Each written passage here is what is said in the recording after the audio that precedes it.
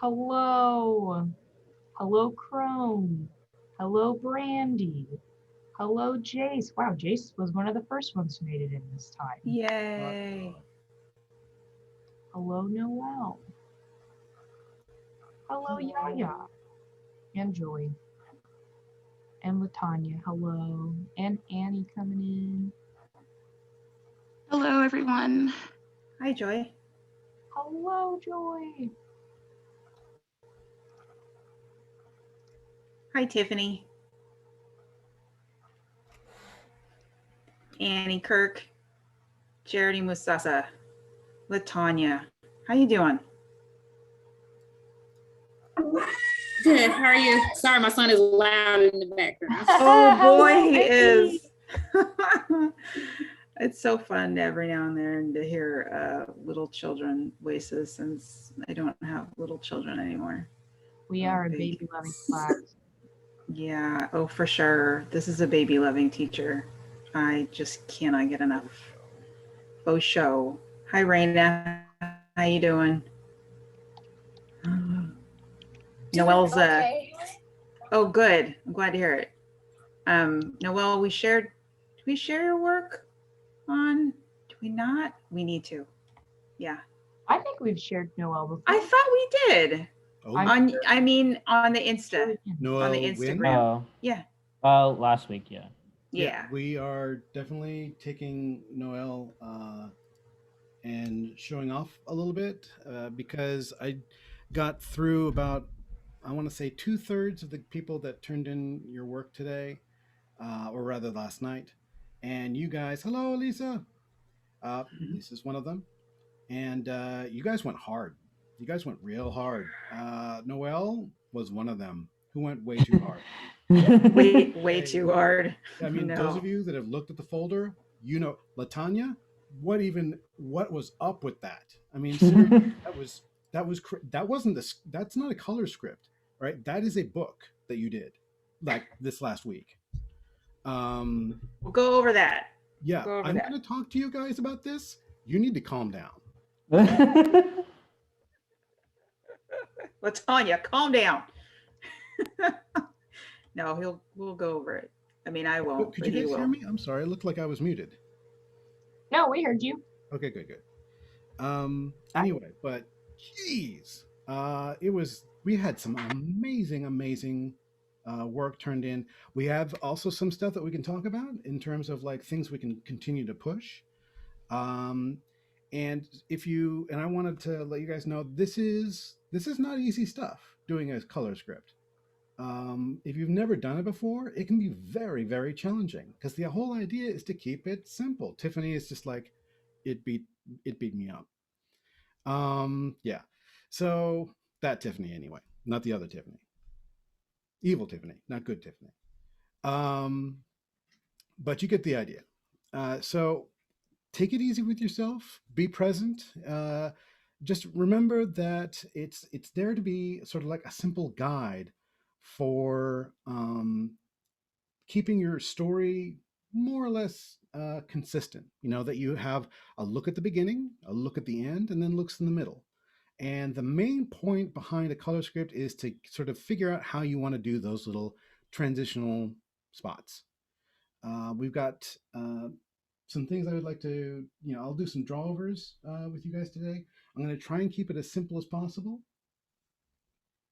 because I want to, we're going to give you guys one more week to continue to sort of tune up your color scripts, and then we're going to launch ourselves headlong into doing storytelling when it comes to composition and figuring out how to sort out, how to place things where people will look at them.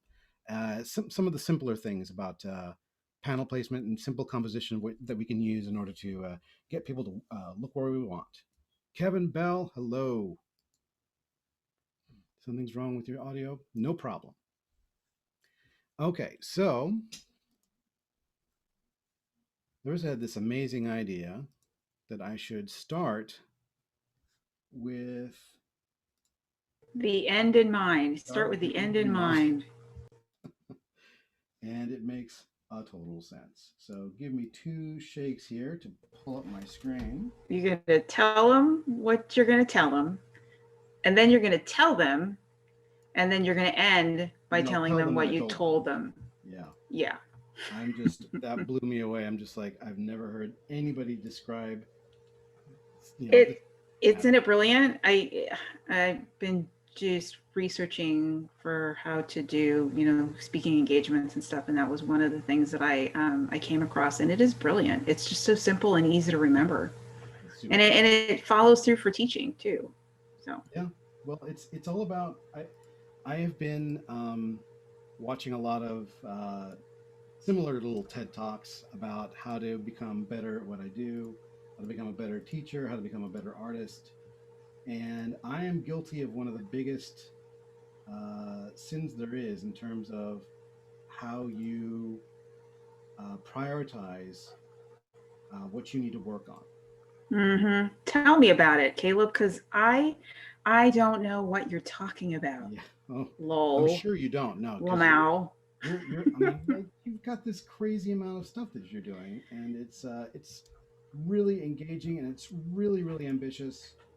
And of course, we all want to finish before we start, right? We all want to we want to build the house from the roof down. We want to put the curtains on the house before the 2x4s are been nailed in. Better than what I said. What I said was garbage. Listen to Larissa. That was better. I'm a perfectionist, though, says Annie. There's no such thing. Yeah, there is, but it's no, there is no such thing. There isn't. You will always not like what you just did because you. Yeah, that's true. All right, that is the curse. The curse of being a creative person. You need to acknowledge the fact that, oh, but I'm a perfectionist. Oh, it doesn't matter because your work will never be perfect in your eyes. You will always be able to identify faults because in the doing, you have learned. And the next time you do it, you'll like it better. All right? Yeah. Unless you try something new, in which case you won't like that either.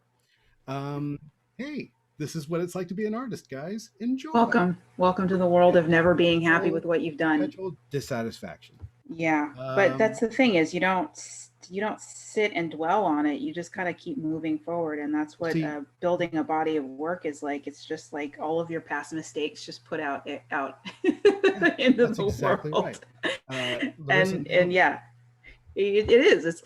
I mean, the studying as a fine artist, it's like, well, you have to create work to put on the gallery wall, and if you don't put anything on the gallery wall until you're completely 100% happy with it, and this comes from Art and Fear too. The Art and Fear book, which is a great book. It's thinking about art as a process, and I know Urena had asked about that in the Discord today. Like, what do you do to get past the block? And you have to just get into the mindset of you are creating for joy, you're creating for happiness, and if you create solely for the end result, that stymies and your creativity, your creative process, and it puts up an obstacle. It's really hard. Yeah, that way madness lies, and it can be very frustrating. You will rage quit a lot more often. So to sort of segue back to where I was beginning, what you need to do is instead of focusing on your goal, focus instead on your behavior. Focus instead on your habits. You know, if your goal is perfection, Annie, am I saying that right? Annie? It's Ani. Ani, thank you so much. Okay, I got a right one in there somewhere. So Ani, if your goal is perfection, you will, you may never get there. You know, if your goal is straight A's on your report card, you're not the one writing them, so you don't know. It's not a guarantee. However, you can change your behaviors, you can change your habits, or replace bad ones with good ones, and that way you bring yourself closer to that bullseye. You get yourself closer to achieving your goal. Like what Raina just said, it's about being okay with the okay. You will make incremental achievements, incremental improvements. The more that you practice, the more that you fail, the more times that you take risks and take chances and make yourself vulnerable and try new things, you will, and use the marker when your teacher says crayons. No, you have to follow rules. But you know what I mean. The whole idea is that you want to take creative risks, and that way you can make incremental jumps and become closer to perfect, closer to the goal that you want to achieve. Focusing on the goal is not the way to get there. You will make yourself cry, like I have done many times. Um, anyway, so let's start at the end, and then when we get there, we'll stop. Uh, anyway, did that make sense to you guys? Any questions so far?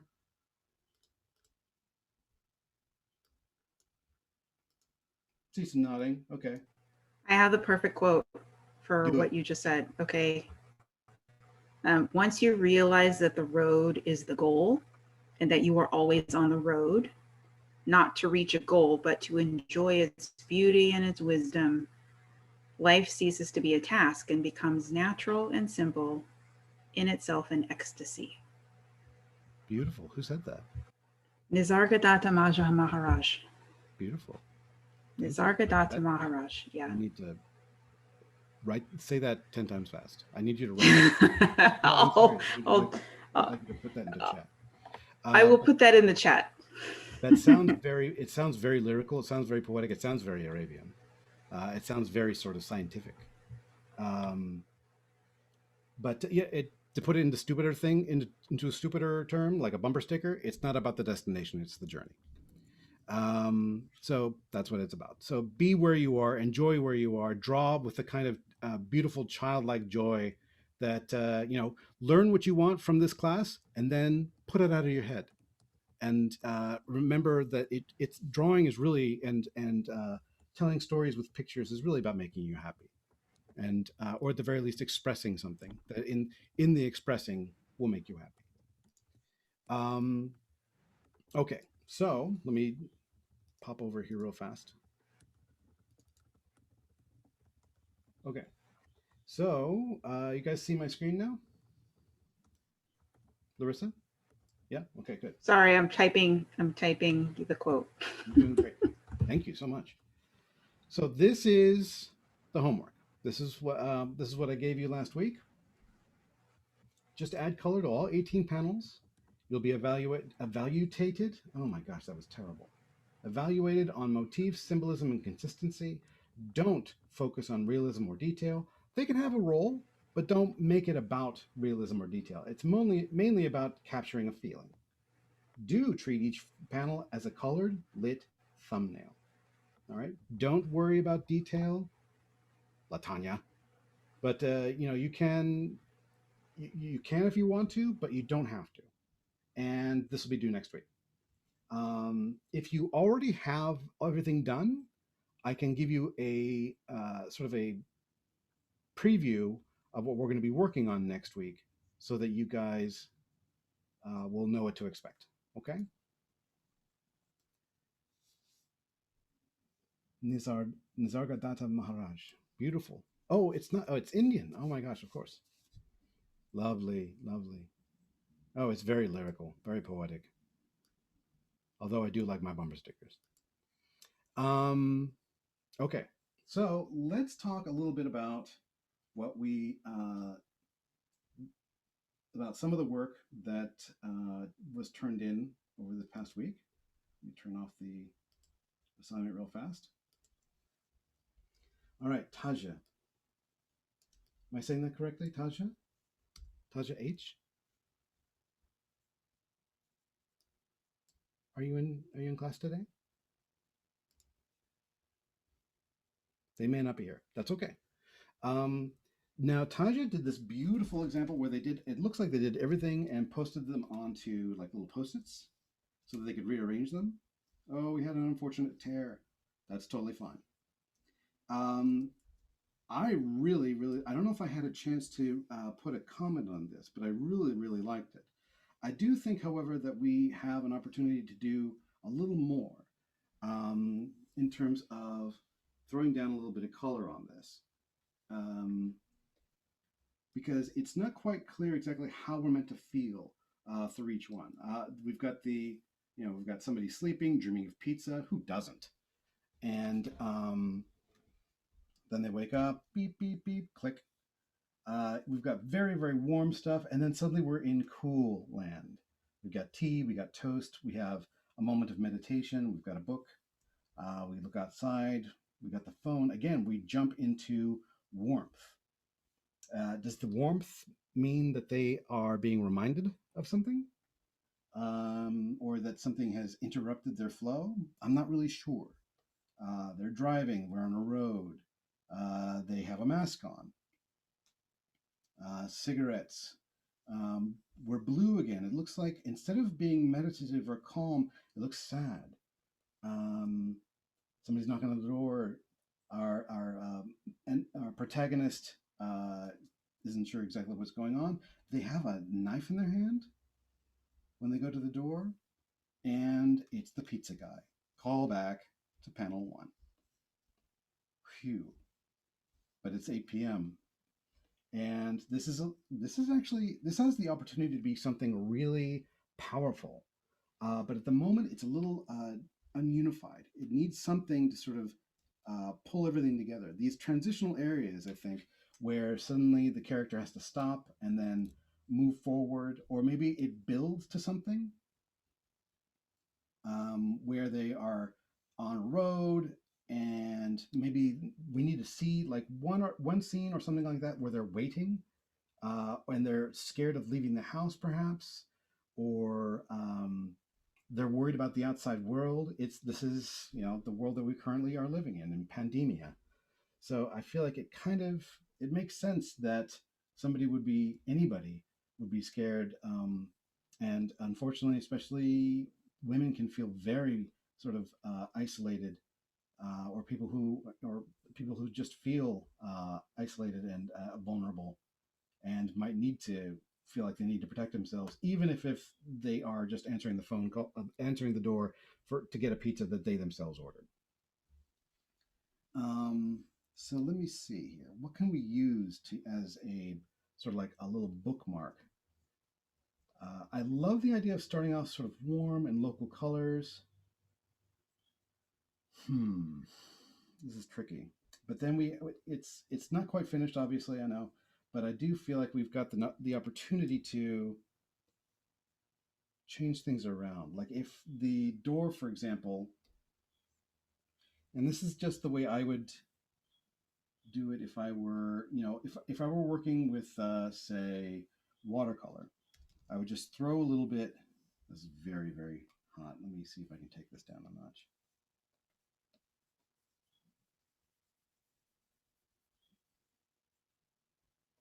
I'll use the same color that's in the next one.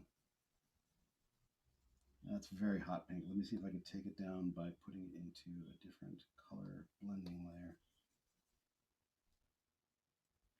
And instead of a dark sort of explosion or a dark pop for the knuckles wrapping, I'll make it a little lighter, like not necessarily like a muzzle flash or anything like that, but oops. Something that reminds us of like lightning or gunfire or an explosion. And I'll lighten it up a little bit.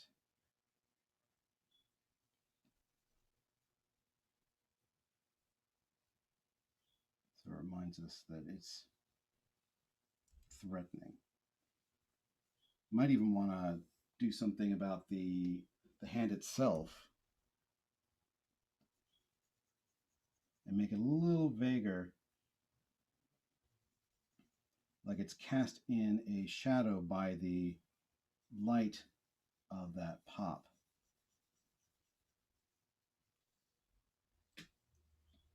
Could be anybody. All right. So just throwing a little bit of value around, by throwing a little bit of color around, we can change the mood greatly. And we haven't really changed a whole lot else. All we've done is just try to put some context in there. Now, as far as the next one, again, I really like it. I do think that we could make it a little bit stronger. We could throw, instead of just a white background, we could throw some color back here. And there, let me put this onto the color layer, which will immediately, all it does is just, it takes whatever value you've got and just assigns a color to it. So if it's light like this, it'll make it a light pink, even if it's a dark red that you're working with. Doesn't change anything else. But we need to throw a little bit of something else in there. So I think a little bit more value in terms of like a shadow, or let me lighten the opacity of my brush a bit.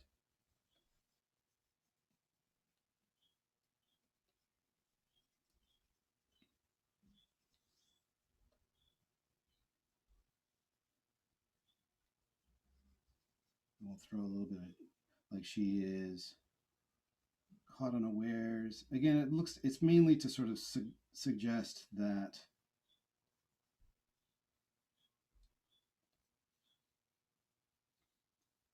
not all is bright and cheerful. She's in a room with hidden corners, or that it's got,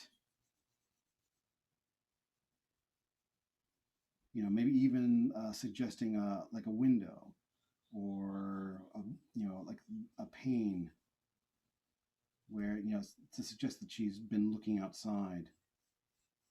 I'd move the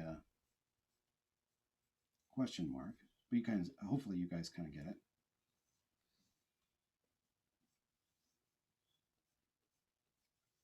Anyway, does that make sense? All right, so really, all we really need is sort of like, and I guess that looks like that's the first indication of purple that we've got in here, with the exception of maybe what she's wearing at the very last panel. But we just need a little bit of,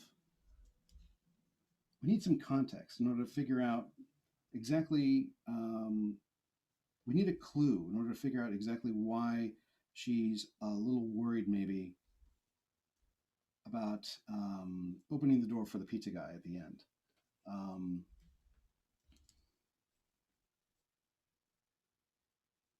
Again, I would just be using marker. I could be using colored pencil, maybe even watercolor pencil that you could then sort of blend together. That's a thing. And then what I would probably do is that afterwards, the pizza guy, like looking into the looking into the little eye hole in the door, maybe he could be really, really brightly colored. Hey, pizza, it's time to pizza up. Let's do it. Again, something dark in the background. Realism, especially at really emotional moments like this, doesn't need anything to do with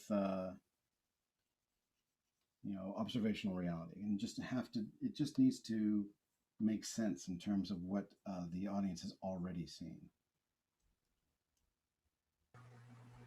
You said it just needs to make sense, Caleb. That's, I think, the hard thing for some people to kind of figure out, like, what is it that makes sense, and color is so intuitive and it's so subjective. So, but, I guess it's like playing, even I'm having, a fun time watching you doing this and thinking how I could use this method on my own project.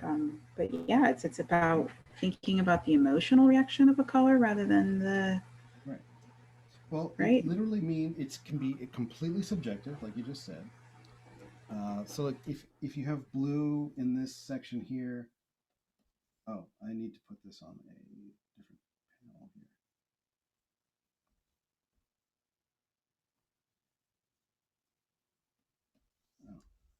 Oh, because it's is it? No, it's not. Hold on. Oh, I have white selected. That's so weird. So You had too many layers. So yeah, sorry about that. So if we have blue at the beginning, maybe blue means peaceful. Again, it can be something that you use to make it look peaceful. And then we have like orange to suggest threat or building to threat. Okay, things get warmer. And then at the end, we've got this bright red or pink. And this means that the character, our protagonist, is at its most scary. It's literally like at the when the threat has reached its high point. I guess you'd call it the climax, or we're just about to figure out: is there somebody scary at the door, or nah, it's pizza guy, something like that. And all you need to do is just remember to call back to this. It's like Toy Story, what we talked about last time, Toy Story 3. Every single time whether we see blue on the screen, it's calming. You know, it reminds us of Andy's room. So when things get crazy, blue disappears. The orange is when clocks show up. You're right. It's when she's reminded when they're reminded of time. Okay. So again, yeah, it's an interruption. So it wouldn't be threat. It would be okay. So it literally just means like interruption.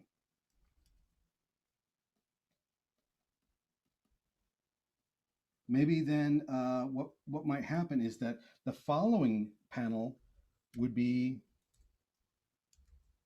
a little bit orange, or would still be orange, right? Whoops, because I just mucked the whole thing up. Right? And then the following one,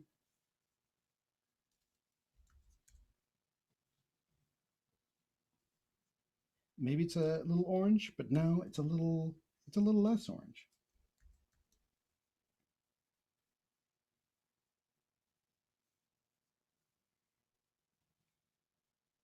Oops. Because she's calming down. Maybe now she's got a bit more blue in there.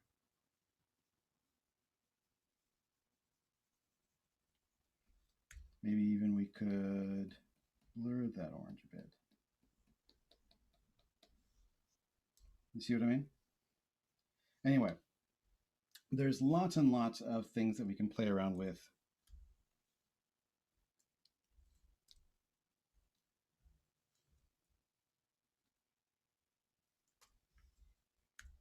And now we're actually doing orange on top of blue. Actually, no, there isn't any. We'll just do orange for like the shadow. That'll be it.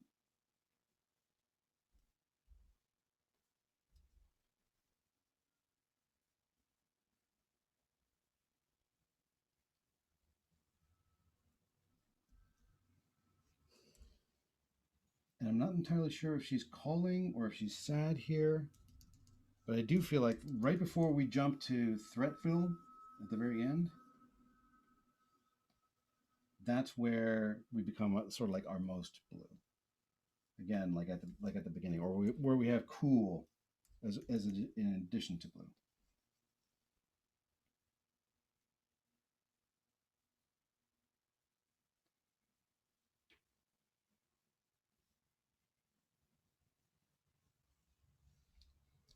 Something like that. Immediately, you can sort of see that I'm just getting rid of white everywhere I go, and trying to figure out a way to sort of employ color, but black is the same thing. You know, I'm trying to get rid of the extreme values, and instead of just voids, I'm trying to fill it in with some kind of emotional cue for color. Anyway, I'm sad that they don't seem to be here. Yeah, fifth panel is very clearly Serena, absolutely. But we will come back to this in a little bit. Okie dokie. Here we go. Folashade. Did I say that correctly? Full of Sade? Oh yeah, you can just call me Shadi. Sade? Okay. The Cheetah? Yeah, It's a beautiful yeah. name, and this is a beautiful Thank sequence. you. I got to tell you, the whole thing is really clean. Again, this is much closer to like an actual sort of publishable work than just a color script. But it's always inspiring to see you guys, to see what you guys are. Oh my God, Kitty, yes. It's Shada, you are just really, really sharp when it comes to not just color, but also like indicating volume, indicating uh, pushing values and things. I feel like this is really, really great. Now, you guys, this is much more realistic than what we've seen previously. But we do still have like little moments where the character is sort of like goes into an emotional state, and the colors are indicative of what they're going through. Yeah, really, really good stuff here. Um, when it comes to really quick, if I may, when it comes to putting in uh, values and things and colors, there is a trick. When things are closer to us, values tend to be pushed into higher contrasts. So, the closer something is to the camera, typically, or to the where we're focusing, as the audience member, values tend to get pushed darker and lighter. They're darker and lighter where we're meant to look than they are anywhere else. And we'll get more. We'll get to more of this when we start talking about composition. So, if the main character is right in front of us, make sure that we have that's where your darkest darks and your lightest lights are located, around there. I'm going to put a nice color dodge right in front so I can light up their gorgeous hair.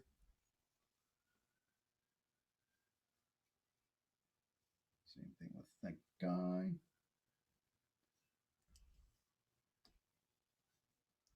All this is a multiply layer. It just means that if you add color to a multiply layer, it just darkens it. It adds black.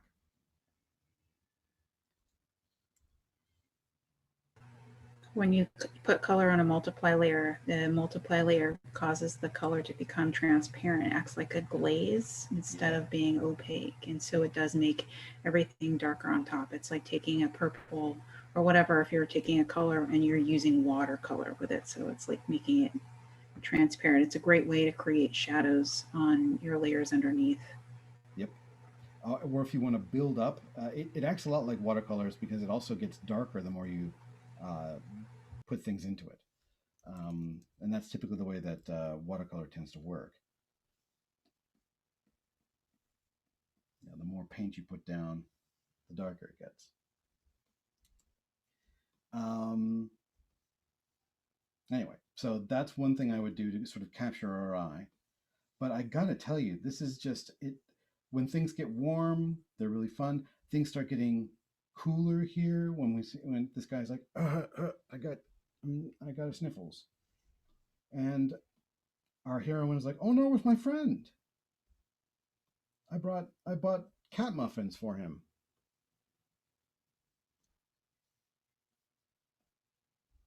So she goes into, or they go into their own little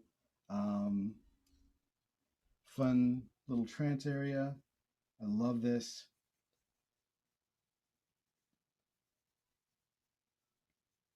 I want to do even more though, sort of like indicate that the light is really sort of coming from them. So again, every single time I use light, I always start off with some sort of gradient, like so, to sort of indicate that the light is stopping and starting somewhere. There's a place where the light can't quite reach. If you're playing with light, that means you have to play with shadow.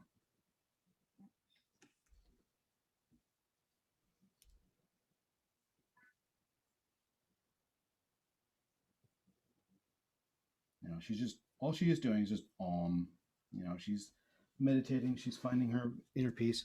It's okay, he's cool, or they're cool. I'll just have to wait I will not eat the cat muffins. That exactly is it. I will not eat the cat muffins by myself. I will wait. And then our pal shows up and they're like, hey, digits. And he's just like, yeah, it's a meat cute with cat muffins. That's the best. I gotta say, yeah, really, really nitpicky stuff. This is really, really sharp work. Um,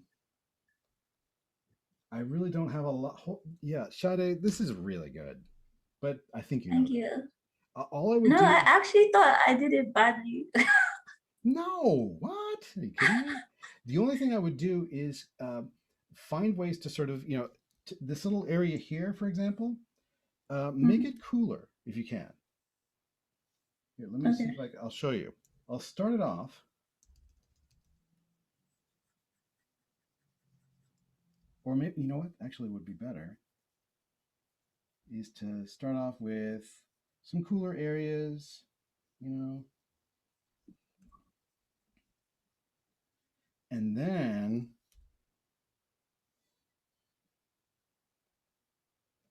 when our friend shows up, things tend to get a little bit warmer. And it's very subtle. Mm. But the idea is that suddenly the shadows aren't quite so cool. Maybe they're a little bit warmer now, and they have a pal that they can talk about cats with.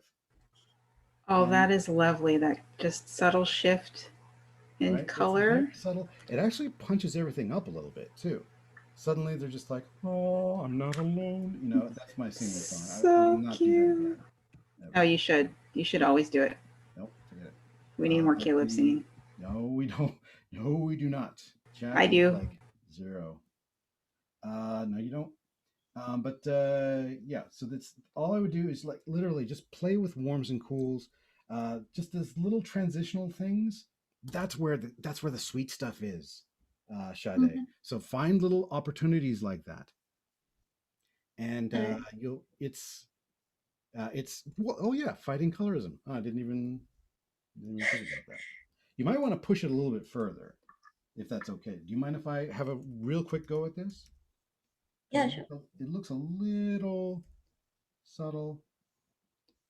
If I could, just make it a little bit more obvious. Again, you might want to, if remember the rules of 3. There's always like a dark, medium, and a light, or a big, a medium, and a small. If you want to make him a little bit darker, then make him, try and make him at least a good couple of shades darker, something like that. You could even go further if you wanted to, but he actually looks pretty good that way. I don't know.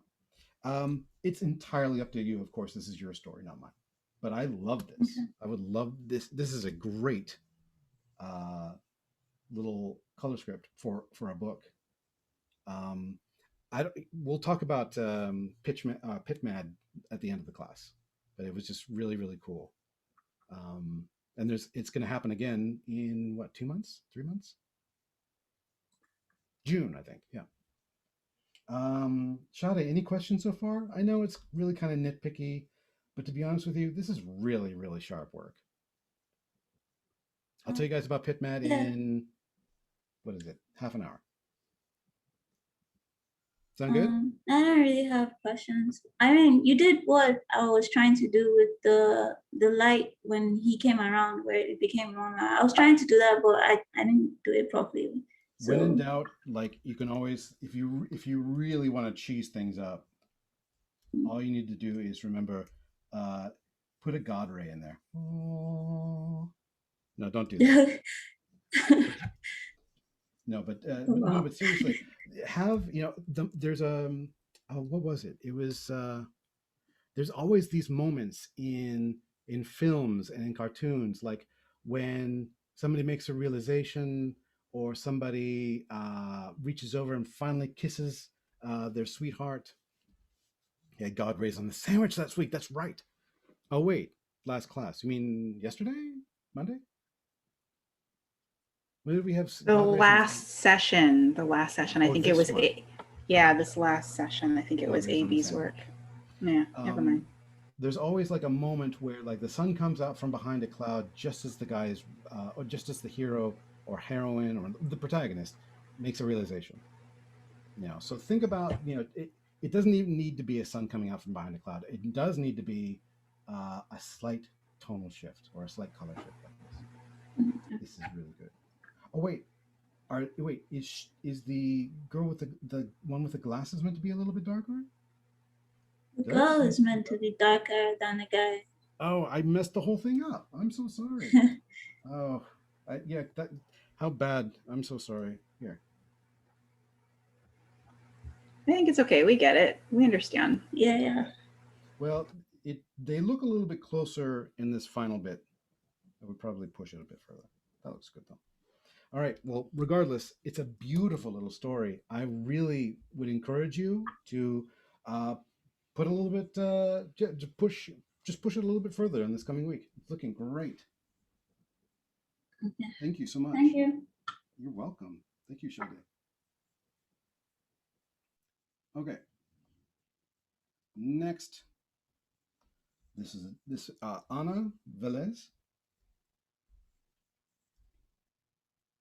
Did I say your name right? I'm here. Ana, there you are. Hi. I love this as well. Oh gosh, this reminds me so much of other illustrators that I really, really like, who happen to do, not necessarily not nonsensical, but very high contrast, and very high contrast and very high key, meaning high contrast and high hue, high saturated colors. And it literally it all it has to do with like, if the character's in the middle of something really daring or in something, if they're really concentrating hard on something, then everything is like bright pink and bright blue. Anna, this is fantastic. I love the wolf is looking down the chimney.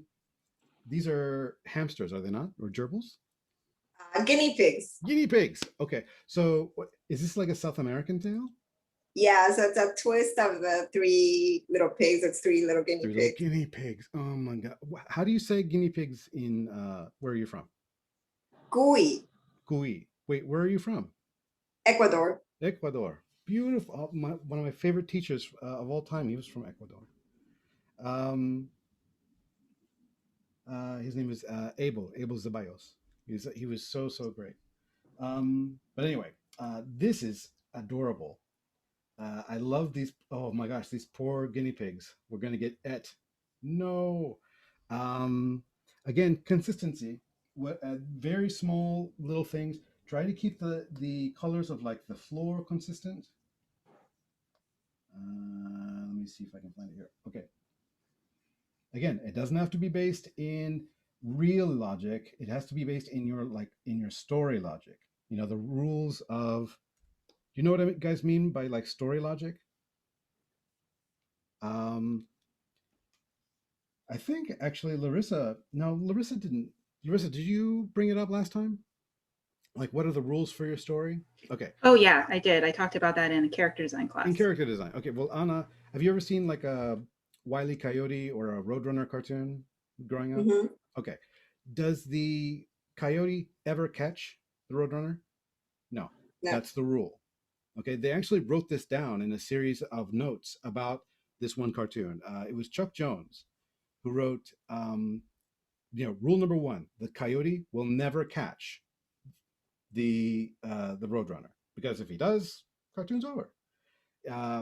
Rule number 2: if the coyote falls and does something ridiculous that hurts himself, we never see blood, ever. He could get squashed into a pancake, but then the pancake will pop up and walk away and then look at us like, well, that sucked, and that's even regardless of how horrible his injury. He always pops himself up and then walks away. And it's like, but these are all rules that are just specific for that story. So if you want to, you could say that pink is the color of the guinea pigs inside the house and they're worried, right? So whenever things are dangerous in this little story, things are pink, or that there is like fuchsia or something, or purple, something like that.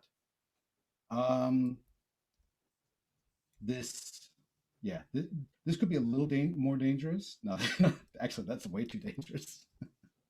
But I love it. Oh no, the wolf is gathering them into the. I love how the background disappears and how we sort of zoom in onto the action. And he's even got this really fun sort of like handmade basket that he probably got at like a shop or something.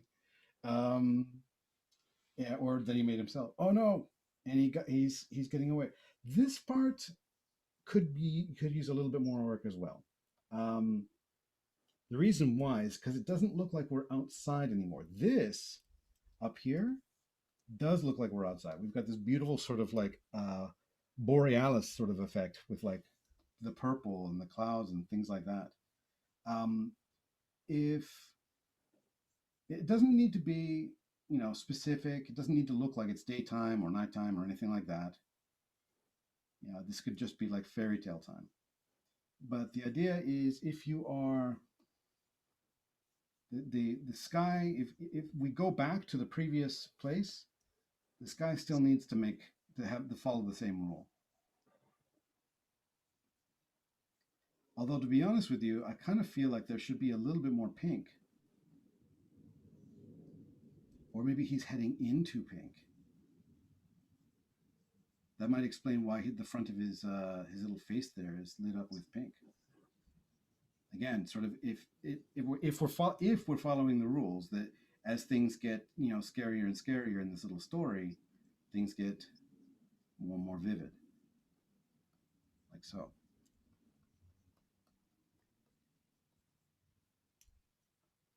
Now, I don't think we've seen the horizon here yet, so it makes me wonder if there even is one in this story, or if it's just sort of cloudy and nebulous, or if there is like trees or cactuses maybe.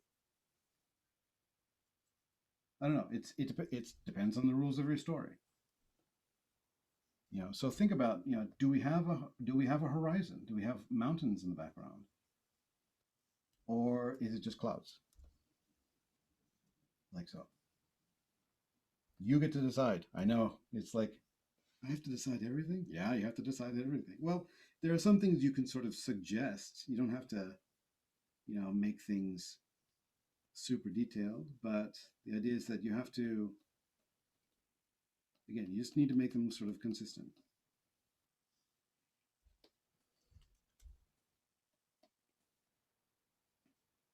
All right, so now he's heading into the pink. He's going. Things are getting crazy. Again, more pink. Maybe the sky is pink.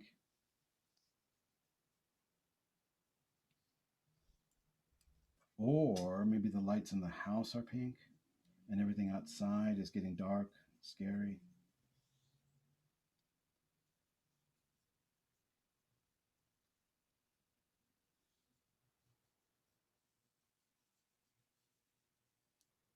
It all depends on what you want the rules to be, but they have to, again, everything has to follow those rules.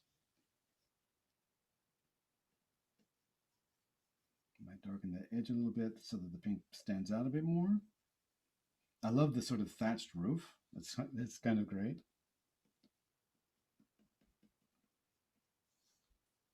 And I might darken this side of the house as well. Again, remember the windmill principle. So we've got dark against light against dark.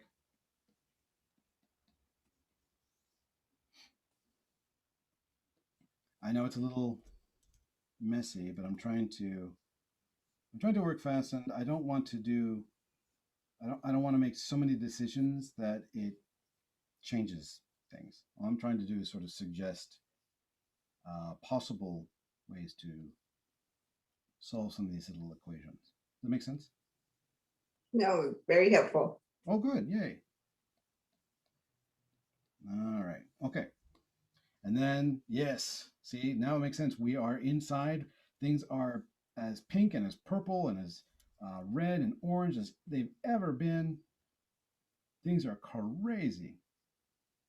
And we can even add a little bit underneath, like the light is hitting the underside of the thatch. And the guinea pigs are like, oh no, we're going to get munched. Oh, look at all these terrible creatures with all their teeth and their eyes. And surprise, it's your birthday. We're fine.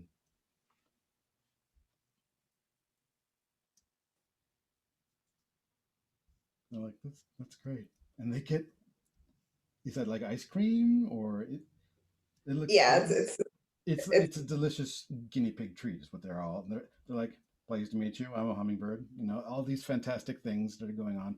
Look outside, we got a freaking concert. It's gonna be great. The llama's out there. You gotta have a llama.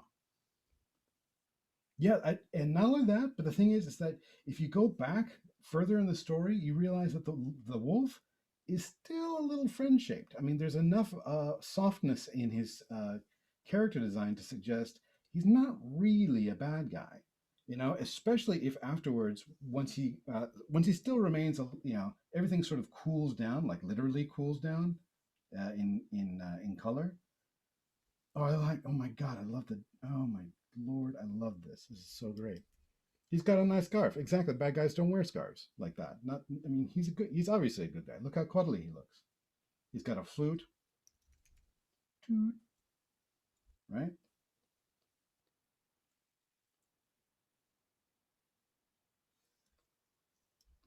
And that's the end. The only thing, again, but I might do, I don't know, I might put like I mean, I love this, but we need one more little detail to sort of separate. I mean, we don't really have we've got a foreground and then we've got a background. We need one more thing. So I would put maybe some clouds, if only just to sort of throw one more big thing back here.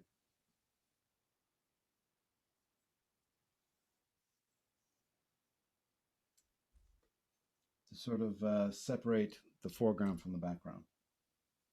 Does that make sense? yes. Yay. All right, so I added some things, mainly color. You guys, you are really doing an amazing job on these little compositions.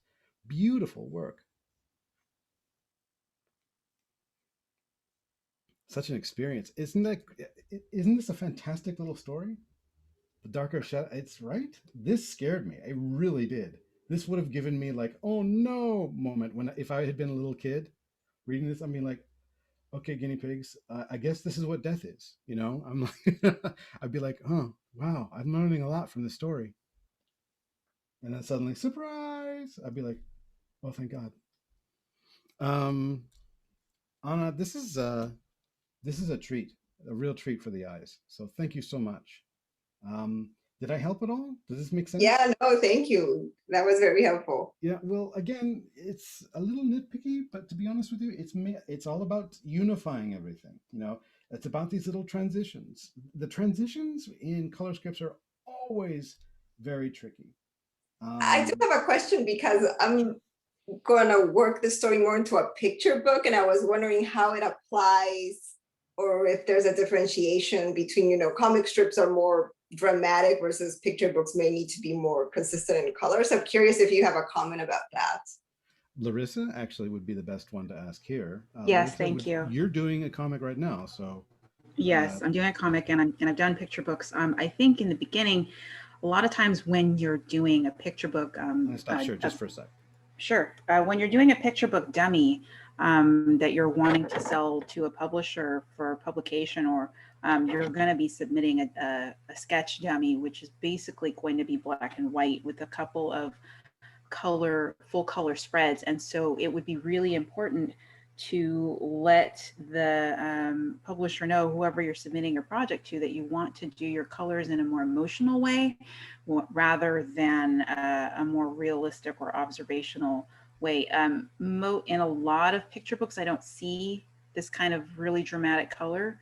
In fact, I tried to do that in my picture books, and they were like, "Why is everything turning dark? Why?" You know, so that usually doesn't happen in a lot of picture books unless you kind of start out from the get-go and you kind of let them know. I think it's more of a common thing in graphic novels and storytelling like that. But for young readers, it isn't as much. I just don't see it as much, but it's not that it couldn't be done. I think you just have to establish that in the beginning, and maybe having using this color script, even after you've completed your manuscript and you've done a full dummy, you would include something like this color script along with it, so they would have an idea of what you were thinking in terms of how the color would flow from page to page. I think that would be really helpful. I've never seen anyone submit a color script before for a picture book manuscript. I think that would be really, really cool for an art director to see. You know, they'd probably be really wowed and impressed by it.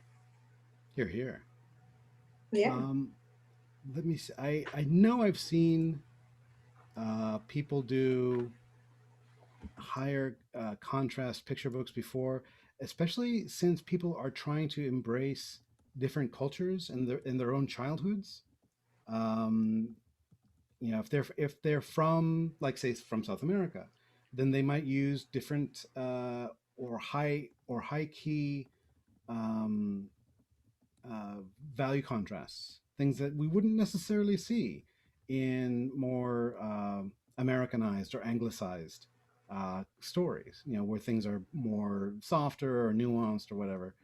But I feel like there's no rules here. I feel like there's always going to be, especially now, if you create something that is speaks to you and you're just like, no, I really feel like this is exactly the kind of book that I would be attracted to, or if I were a kid.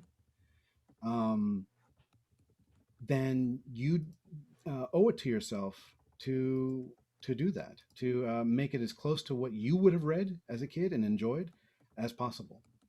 Um, Even if you feel like you're taking a risk and you might make your book you know, more pigeonholed, or you know, maybe less attractive to bigger publishers or whatever. It doesn't matter. There will be somebody, I can guarantee you, who will be out there waiting for you to show them your work. And all you need to do is just get it out there. You have to take a chance and uh, you know, provide an audience for your work. I'm looking at pictures that I've taken from conventions, and I know I've taken pictures of children's books that like take place during or before Dia de los Muerta, uh, but I'm not finding any pictures immediately. Oh well, here's a there's a there's an artist by the name of Meg Park who does things really high key. She's a viz dev artist at Walt Disney Animation Studios. Yeah, I think you're going to find people that are more apt to do color in this method. They come from a cinematic or from some kind of visual storytelling where it's coming from film or live action or something like that. And Dan Santat, Julia Mills had mentioned Dan Santat, Raul III. I know Dan Santat worked in animation. So this is something that you're going to see most likely from people that are coming from other industries, but I don't see this a whole lot in picture books by illustrators who are specifically doing illustration work for picture books. But it's great to see. Colette here had a question.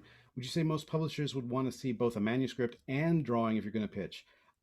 Definitely, especially if you're doing stuff for picture books or comics. Would you agree, Larissa?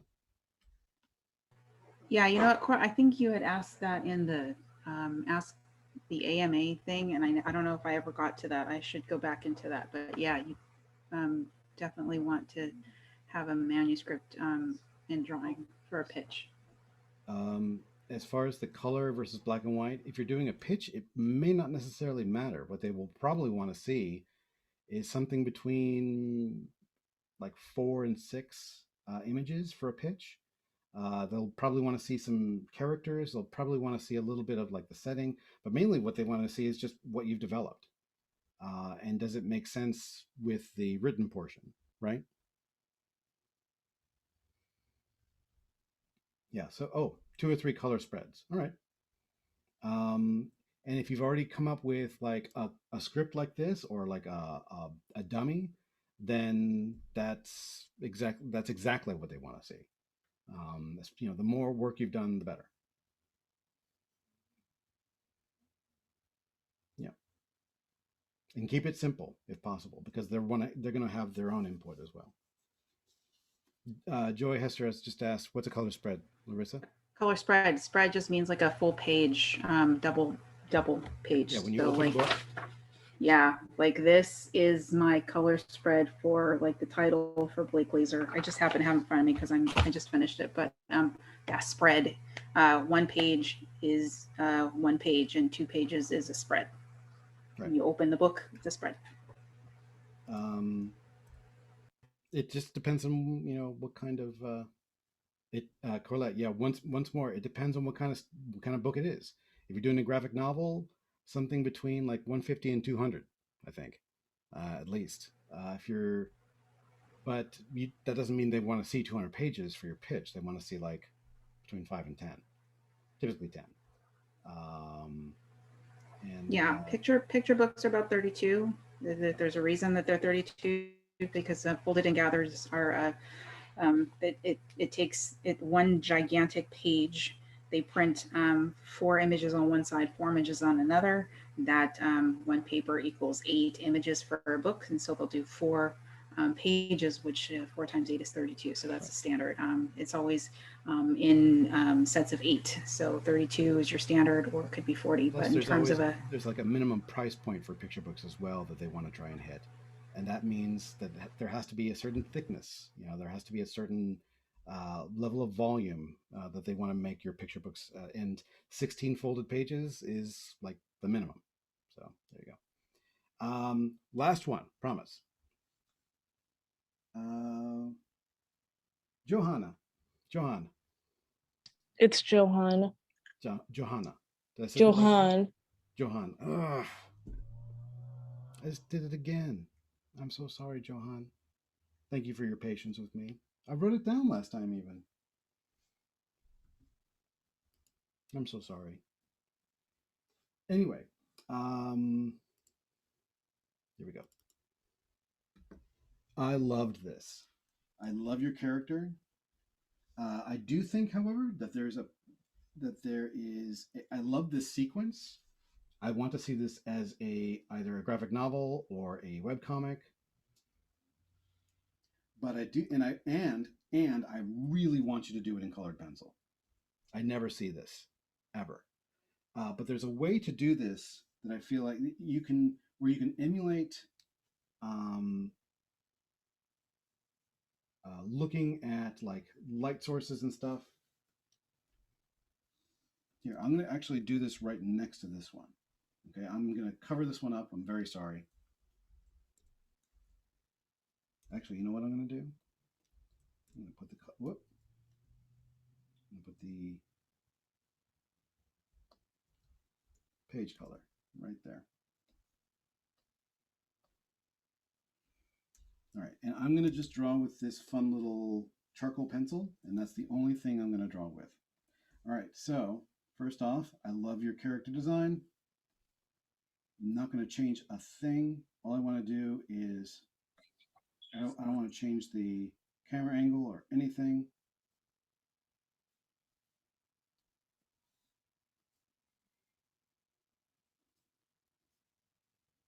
I did make the panel a little bigger. My bad. Now, what is coming up from here? Is it water or is it light? Is it like magic? It was supposed to be magic. Okay, it looks crazy magic, but is it meant to be like light, like magical fairy light coming out of the ground here? Yeah, sort of. Okay. All right. So if that's meant to be light, then it should probably be the lightest thing on the page. Mm. Okay. So as a result, the background here should probably be darker. Now, the character's in the woods. Who is this character? Do they have a name? Right now, his name is Autumn. Autumn? Oh my God! Of course it is. Okay, so I'm going to put, since it's blue magic light coming out of the ground here. This looks a little soft. I'm going to make it hard so it looks more like pencil. Maybe this would be better. Who cares? Okay. So I'm going to put some tree shapes, very sort of very basic. It's autumn. It's autumn.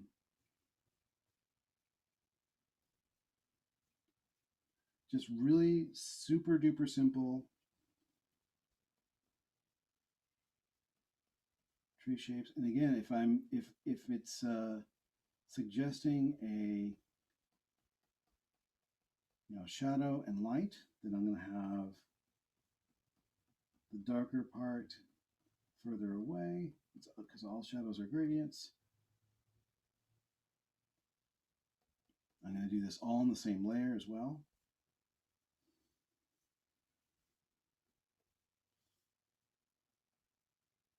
But because it's going to be lit from one side mainly by magic light,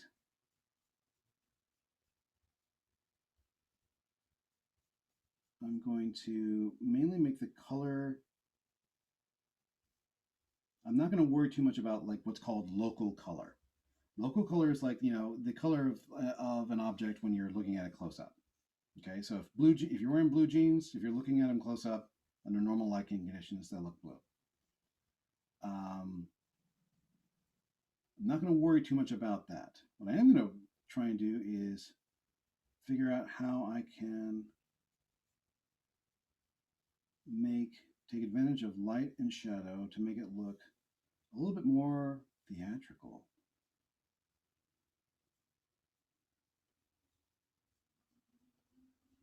Like straight up Lord of the Rings Gandalf type magic. Okay. We need a little bit more shadow.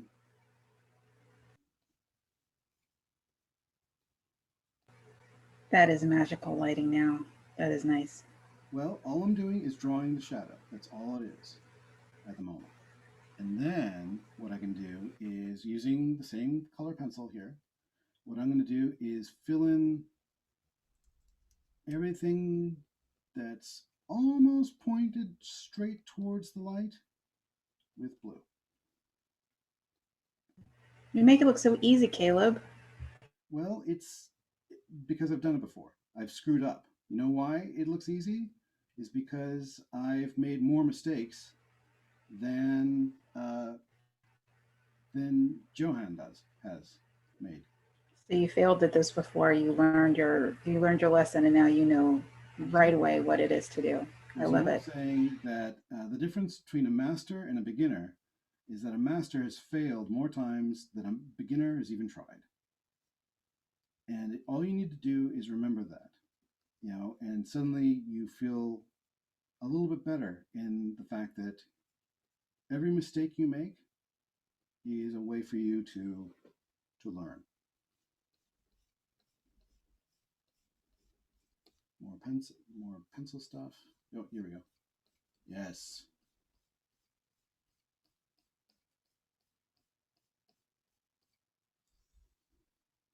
Yeah, I'm going to set this to multiply so that if I make marks over other marks, they still show up.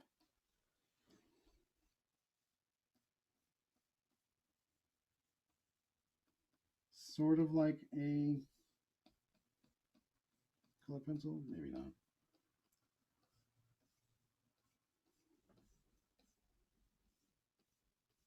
But it's not quite there yet. I feel like it's almost there. Like my little anime laser blast lines here. I think no graphic novel no graphic novel is complete without those. I agree. That's a little intense. Let me grab some of the orange that you. Here we go. Now we're talking. Now remember, all you want to do is just avoid the surface that is catching the light the most. So if you've got, if it's sundown,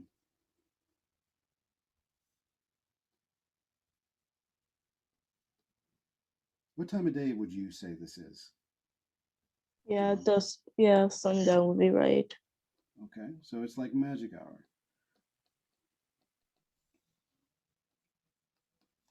It's looking a little forest fiery right now, so let me take this down a peg. Color. There we go.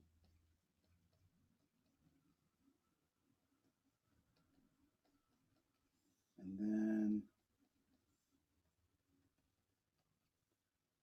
I'll scoot over into like blue. If only just to suggest that the sun's just going down.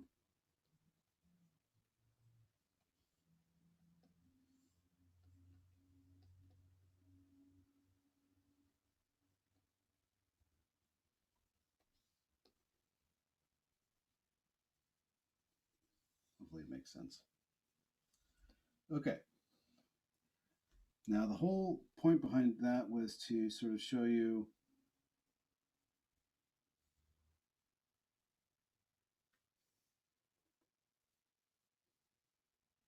that color can also mean like being suggestive of light sources, stuff like that.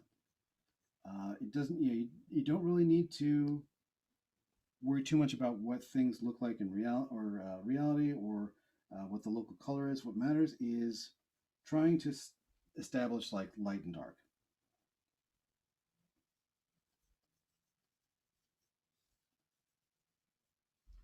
Oh, and then what we can do after the explosion, I'm going to color right over your other stuff here.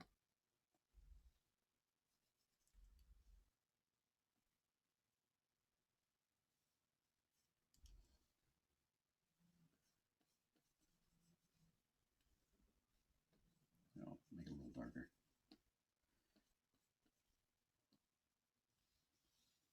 Is if there's still light coming out from, oh, I can't do that because it's, oops. Oh no. Need to copy this and then move it down here.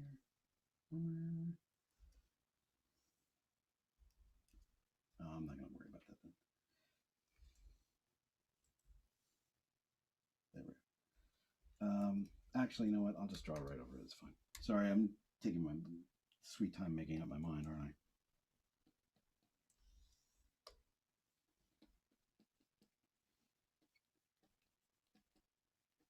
What I tend to do when it comes to like shadows and things, I follow the rule that James Gurney likes to follow, which is called shape welding.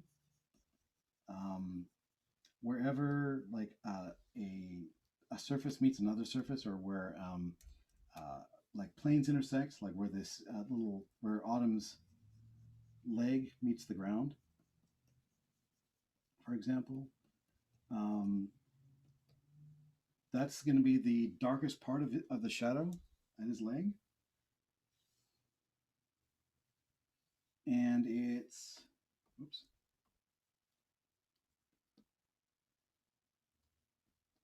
like right there.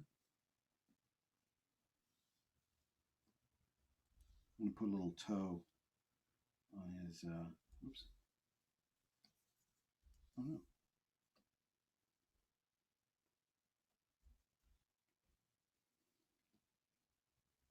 On his little sneaker, suggests that he's about to lose his balance. But remember, the light's coming from the pit.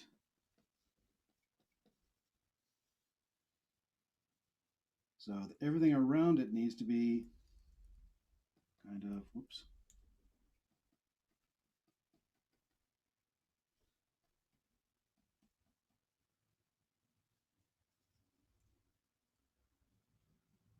A little darker.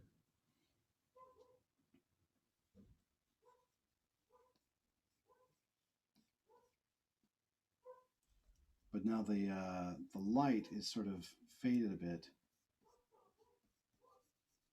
And we can say,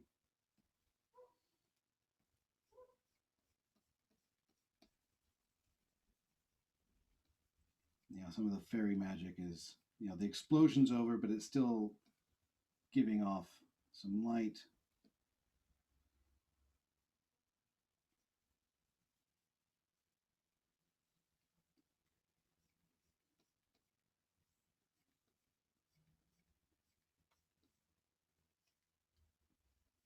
So the darkest bits are going to be where he's close up to it.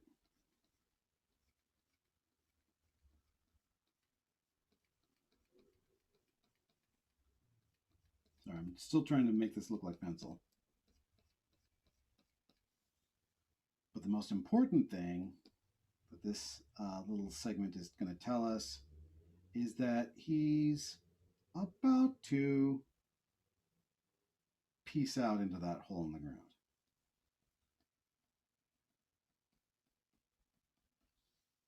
Like literally, he does a Wile E. Coyote thing, like, oh gosh, and then boom.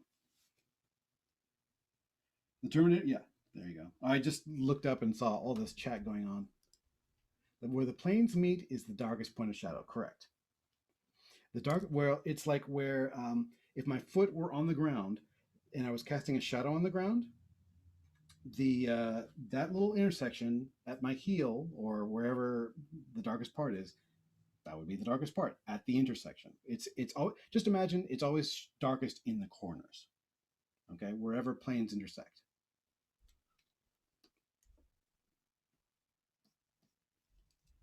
Core shadow is a little bit different.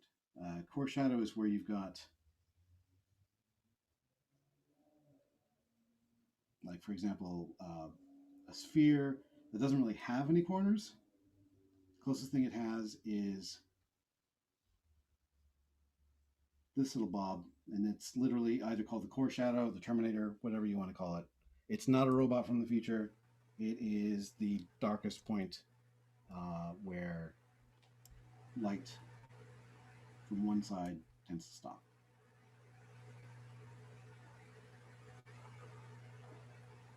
Yeah, sorry about that, Caleb. I had jumped in to answer the question. Great.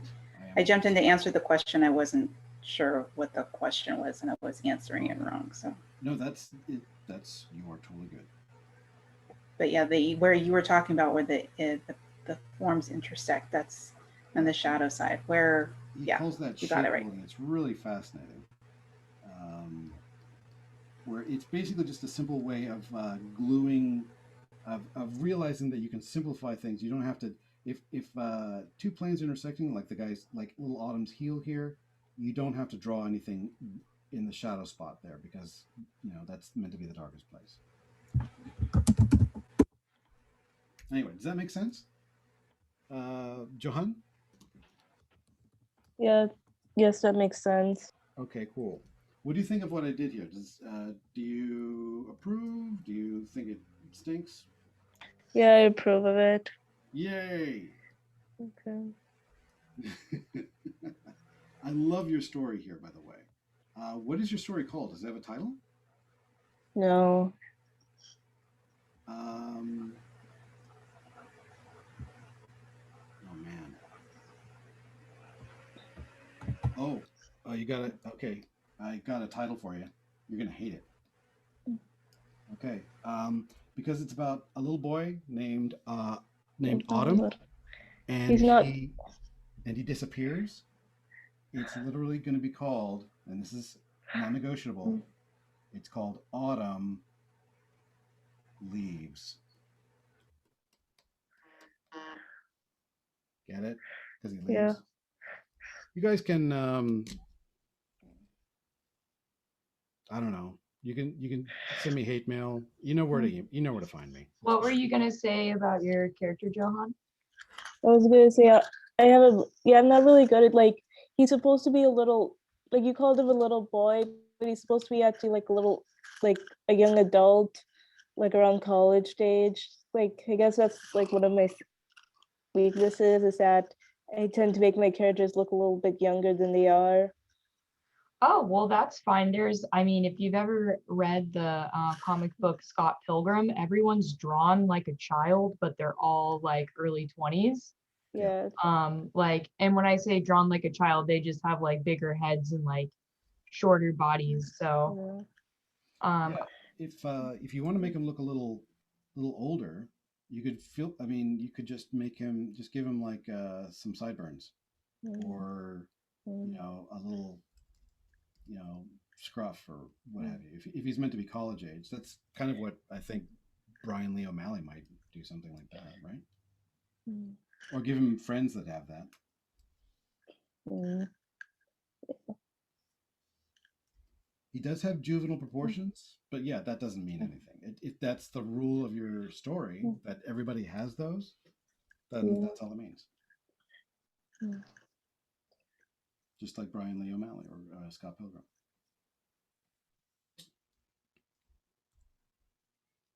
Light Logic Sphere Link. Is that the name of your band? Okay. Gosh, we have 10 minutes left. Thank you guys for being so patient with me. Let me stop the share real quick. Right, so we've had a bunch of questions about pitching and things like that. What just happened yesterday is this thing called PitMad. Larissa, have you taken part in PitMad before? No, I have not. Yesterday was my first. Let me explain. Congratulations. Thank you. PitMad is a. Let me see if I can grab. I'll just take you guys straight to the website.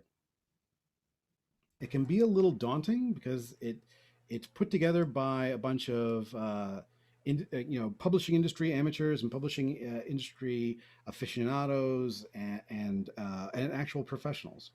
Caleb, before you get into it, I'm sorry, Elisa saying, can you confirm the homework? Just adding more details to our color panels. That's right. Tell them. Let me tell you. Tell them. I'm going to tell you. Boom. So here's your homework. It's the exact same as last week. Okay, just continue to add detail to your 18 panels. If you've already completed this and you feel satisfied with what you've done so far, oh, we do have somebody who has done PitMad. That's fantastic. Latanya's participated once. That's fantastic. We actually have some PitMad vets in here. That's great. Latanya, did anything come of it?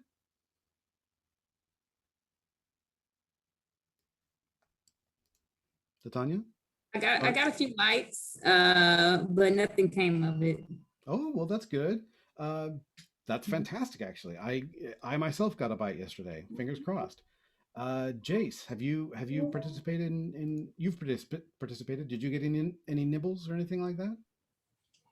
Can you hear me okay? Yeah. No, I didn't actually get any bites from PitMad. I actually had more success just querying agents directly, but it wasn't for a picture book. It was for just like a regular novel. Oh, cool. Let me take you guys to the website so those of you that have no idea what I'm talking about can find out. Okay, so it's called Pitch Wars. Once a quarter, let me zoom down here, see if we can find when it is. The schedule. It's meant to be, is it up the top?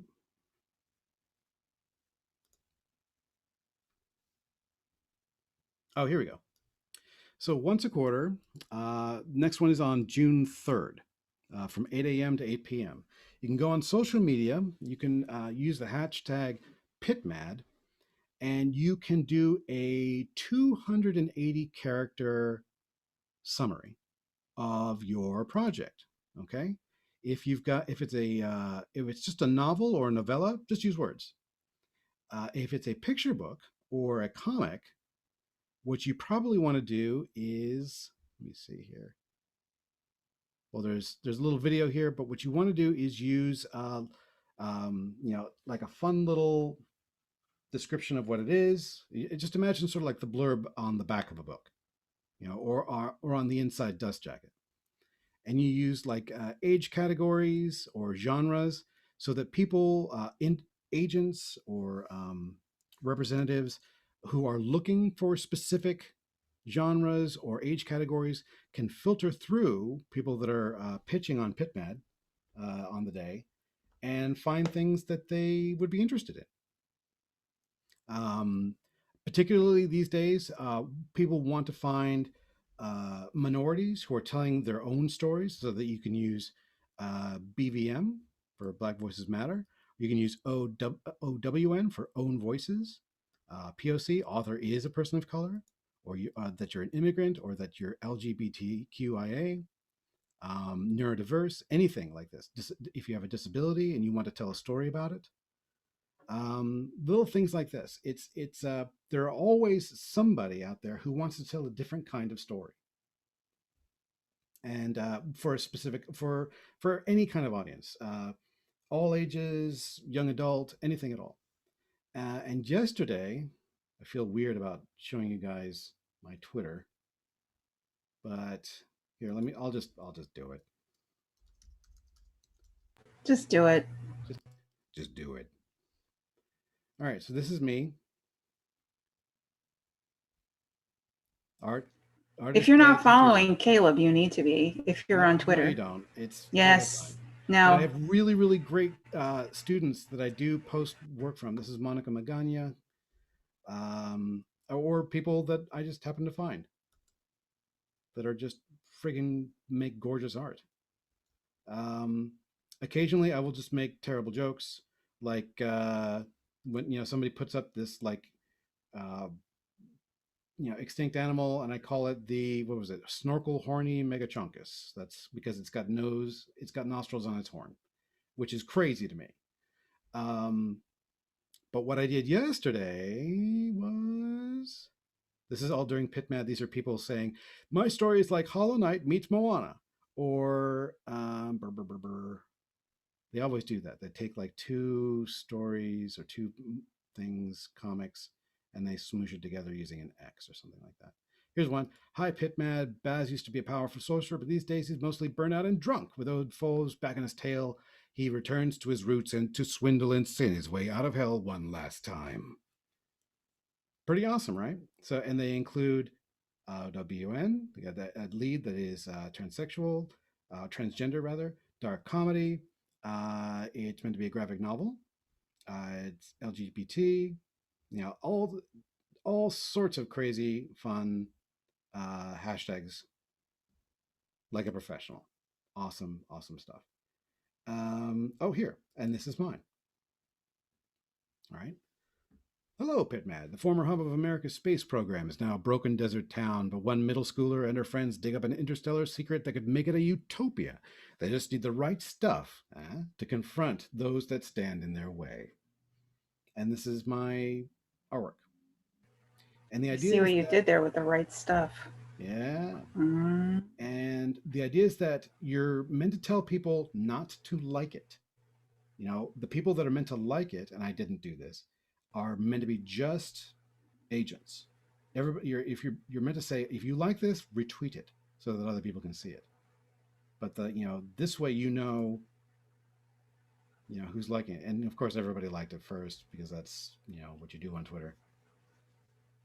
The hashtag is mainly for people looking for agents, yes, but you can also be a publisher and use it as well. Yeah, there are lots of different people that use it for different ways.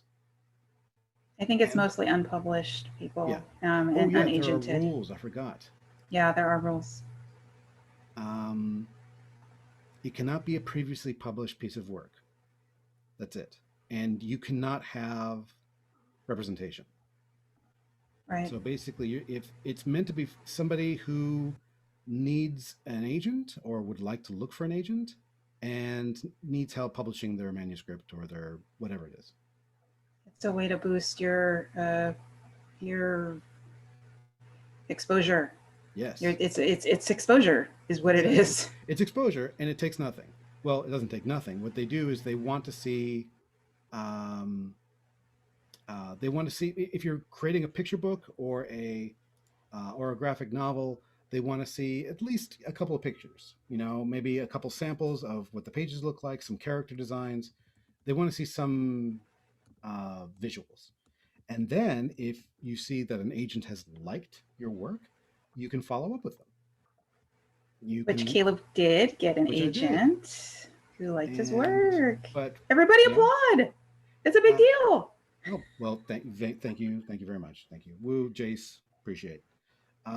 Tiffany, yeah. Oh, you guys are so great. Oh, whoop whoop whoop. You guys are amazing. Oh, I'm gonna cry.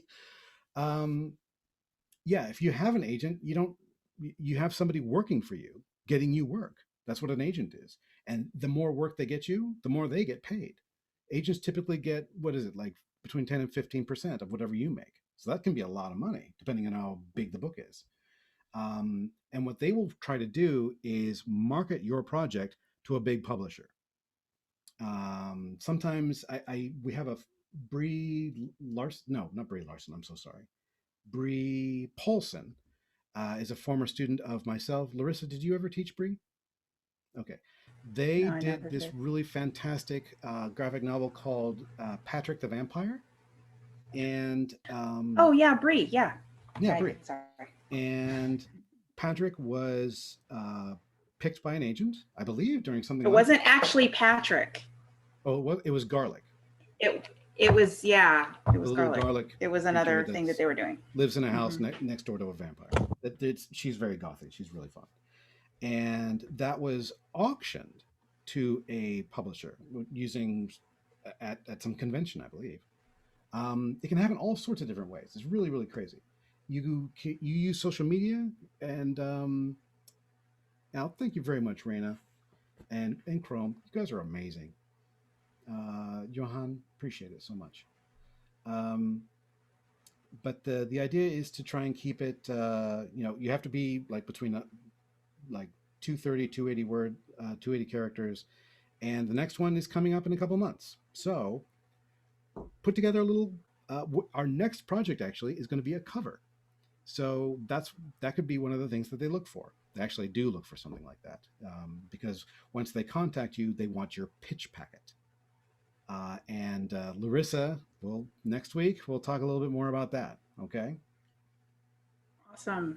Yes. Yes, you can pitch a graphic novel if you're not drawing it. If you're just writing it, or that's awesome. You can say or I have hired an artist to do this for me, or I'm looking for an artist. They're mostly interested just in the premise or the concept, or if somebody has you'll probably want to hire somebody to make art for you. Eden, have you done that before? Hired someone to make art No, for me? been the person that they have hired. Oh, I was like, no, I just make my own art. No. I No, haven't. nobody's hired you to do like freelance or anything like that? For I thought you meant an agent. Sorry, I like misunderstood the question for a second. I mean, yes. Okay. Yes, I have been hired for freelance work before. Okay, well, it's a whole nother industry. Julia, nice. Appreciate the tag there. That's cool. Latanya, who is that? Hello. This is my son. I call him Buddy. His name is Antoine. Oh, Hi, Antoine. Oh, our little buddy. He is a Future cutie. artist, future writer. Star of the show. Yes. It is for an unagented writer, it's a huge investment risk. You're not wrong. You have to know what you're getting into, but it's not in their best interest for an agent to cheat you. Normally, if an agent's cheating you, they're not really an agent. Okay, they're doing something else. But yeah, there's always a little bit of risk involved, especially if you're new. So the idea is to take part in. I really liked this event. I'm going to take part in it again. Yes, thank you, Eden. I think you should. I'm Is going to it take part in just- it again with some other thing. You can do up to, I think, 3 pitches in the 12 hours that these events happen. And sure, I'll put the things in the chat right now. Boom, it's easy. Yeah, you guys definitely, if you're writing your own story and you're working on, I mean, you're here because you want to be doing something like this, Yeah. definitely spend the time researching this, looking it up, and following the guidelines Yeah, for the next you're time. It not does really take time to put together a pitch. You don't want to just like wait of the day and kind of like throw something together. You want to think about how you're going to be putting your 280 word pitch together, because that's what gets the attention. So we'll be talking about pitching in the graphic novel 101 class. We're going to be talking about a little bit more of stuff like that over the summer. But this is definitely a great opportunity to get your story exposed to the people who make the decisions, agents, Selena editors at publishing houses. outed themselves as somebody who designs show Bibles. So they work on refining and building stuff that are created through pitches all the time. So bug them on Discord if you want. Sorry, Selena, you just set yourself up. Okay, so before I let you guys go, I've got something I want to show you. It's what we just talked about. Okay, so this is what's due next week. Remember that our project after this is going to be a book cover. Okay, so if you can think, if you've already gotten about as far on this on the story on the color script as you want, or if you feel satisfied with it, that's wonderful. Consider a concept for your story or your book or whatever it is in a single image. Okay. Yes, it's already in the Google Drive. Thank you, Eden. Here, I'll just hop back right now. And remember what I said before as well, and what Larissa said as well. It's that if you want to create a story and publish it, that's great. That's a goal, though. So what you really want to focus on are the steps needed, the behaviors you need in order to get there. You need individual little incremental things. You need to create a story. You need to refine it. And if you're feeling impatient, you're just like, oh, I should have had something published by now, or I feel like everybody else is passing me up. Calm down. You're fine. In fact, you probably are exactly where you're meant to be. All right? We're here to help. And you're surrounded by other giant nerds that also want to publish things and tell stories. Ani Kirk is bopping along. I am singing her song. I'm liking what you're saying. Yes, that's exactly it. You're exactly where you need to be. Don't worry about it. Just think about what habits you have. Think about what tiny little steps you have. First you got to design your character. All right. First you need to think of a fun story and refine it to a point where you can sum it up in 2 or 3 sentences. That's it. So you guys are awesome. Oh my gosh, I went way over today. I am so sorry. You guys but you had golden nuggets, man. Well, we all had nuggets. Larissa's got a nugget. Eden's got nuggets. Y'all get nuggets. Everybody gets nuggets. Yeah. Making me hungry for golden nuggets. You got nuggets, and you got nuggets, and we got dino nuggies for everybody. Dino nuggies for the. Selena, you and me, I don't know. Swear to God, we are all like on this, we share a brain or something. It is crazy. Anyway, you guys are wonderful. Mwah. Have a great rest of your day. Kevin, that was for you. Brianna, yeah, you too. Anna, amazing work, everybody. You really rocked it. Guys, but do yourself a favor. We ran out of time a little bit. Go check out Noelle Wynn's amazing, crazy color script. They are currently, they look like they're about to hide or something like that. You can't escape Noelle. There is no escape. You guys are amazing. Check out everybody's color scripts. They are so, so good. Continue making progress on it. Work on your transitions. That's the important thing. And I will see you guys next week. Thanks, everybody. Bye. Bye, guys. Thank you. Thank you. Bye, Johan. Bye, Eden. Bye, Johan. Bye, Hannah. Sweet, bye, beautiful, Raina. wonderful Hannah. Bye, Tiffany. Raina, Bye, Hernando. Bye, Hannah. Claudia. Urena, Urena. Sorry, I said it wrong. Urena, we love you. Bye. Nadia Shake. Yes. It'll just keep moving. Keep like a moving. lucky cat. You're walking. What you're is it, walking. Raina? What are you doing? We need sticky notes? For What do we what? need sticky notes for? I For the got- names. Oh, for the names. I do. Oh my God, I'm so mad. What is Mhm. wrong with me? Why do I keep mucking up everybody's names? I feel awful. I do the same thing, and I feel terrible too. I've always done I that. just want to. It's hard, but I know It's we have hard. a lot of students. We have Yeah, a lot of students. Say all the people. You know. How are we doing? Did we do okay today? How are we doing right now? We good? I'm doing better now. So, You're doing better now. yeah. Okay. Yeah. Are Just, you watching Well- Sesame Street? What is it? Good. oh, no. We've got some streamers on in the background. Oh, no, I just turned on the,